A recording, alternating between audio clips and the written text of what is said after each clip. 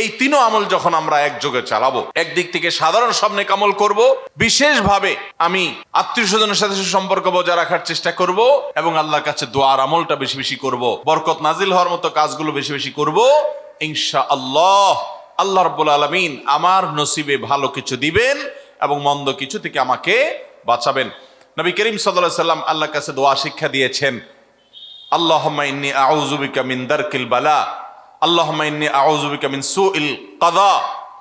আল্লাহ, আপনার কাছে আমার ভাগ্যের ক্ষতি থেকে আমি আপনার কাছে পানা চাই। অর্থাৎ আমার তাকদীরে কাজার মধ্যে যদি কোনো ক্ষতিকর কিছু আপনি লিখে থাকেন, তাহলে সেই সুউল কাজা, এটা থেকে আমি আপনার কাছে পানা চাই। অতএব এই মর্মে আল্লাহর কাছে যত বেশি আমরা দোয়া করব, আল্লাহ রাব্বুল আলামিন আমাদেরকে তত বেশি হেফাজত করবেন। আল্লাহ তাআলা আমাদের নসিবে দুনিয়া এবং আখিরাতে, ইহকালে এবং পরকালে ভালো কিছু লেখেন। আমাদের নসিবে যেন ভালো কিছু হয়, সেই তৌফিক আল্লাহ তাআলা আমাদেরকে দান করেন। আমরা সবাই আমলগুলো করবো তো ইনশাআল্লাহ। আল্লাহ আমাকে আপনাকে আমাদের সবাইকে আমলের তৌফিক দান করুন। জাযাকুমুল্লাহু খায়রা ওয়া আখিরু দাওয়ানা আনিল হামদুলিল্লাহি রাব্বিল আলামিন।